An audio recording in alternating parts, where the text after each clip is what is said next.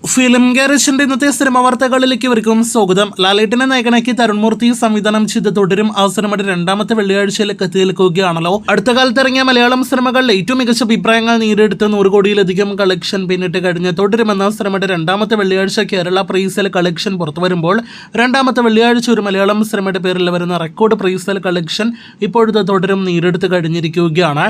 ഇന്ന് 3,36,00,000 രൂപയാണ് സിനിമയ്ക്ക് കേരള പ്രൈസിൽ കളക്ഷനായിട്ട് വന്നിരിക്കുന്നത് എന്നാണ് ഇന്നലെ അർദ്ധരാത്രിയോടെ പുറത്തു വന്ന കണക്ക്.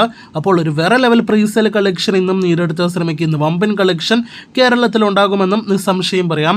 ഇതിനിടയിൽ ബുക്കിംഗ് പോലും നോക്കുകയാണെങ്കിൽ മണിക്കൂറിൽ 10,000-ലധികം ടിക്കറ്റുകളാണ് ഇന്ന് വർക്കിംഗ് ദിവസത്തിൽ പോലും സിനിമയുടേതായിട്ട് വിറ്റഴിച്ചുകൊണ്ടിരിക്കുന്നത്. അപ്പോൾ കാത്തിരിക്കും അടുത്ത മണിക്കൂറുകളിൽ തുടരും വാർത്തകൾക്ക്. തുടരുമെന്ന സിനിമയുടെയും എമ്പുരാന്റെയും ഒരുപാട് നേട്ടങ്ങളാണല്ലോ കഴിഞ്ഞ ഒരു മാസത്തിനിടയിൽ 1.5 മാസങ്ങൾക്കിടയിൽ നാം കേട്ടുകൊണ്ടിരിക്കുന്നത്.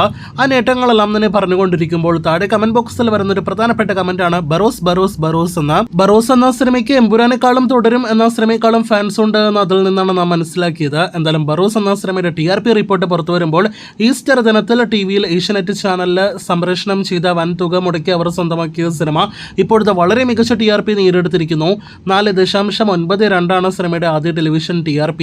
ബറോസിന്റെ TRP ഏറ്റവും മികച്ചതാകുന്നത് ബ്രഹ്മയുഗം എന്ന സിനിമയുടെ TRP കൂടി നോക്കുമ്പോഴാണ്. മമ്മൂട്ടിയുടെ 1 വർഷത്തിന് ശേഷം സാറ്റലൈറ്റ് റൈറ്റ്സ് വിറ്റഴിച്ച സിനിമയാണല്ലോ ബ്രഹ്മയുഗം.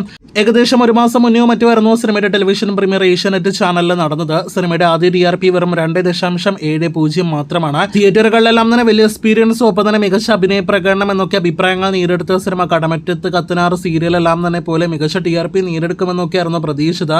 എന്നാൽ ബറോസിനേക്കാൾ 2 TRPയിൽ താഴെയാണ് സിനിമയുടെ TRP എന്ന് പറയുമ്പോൾ ബറോസിന്റെ ആ ഒരു സ്വീകാര്യത ഏത് ലെവലാണ് എന്ന് ഒരിക്കൽ കൂടി വ്യക്തമാകുന്നു.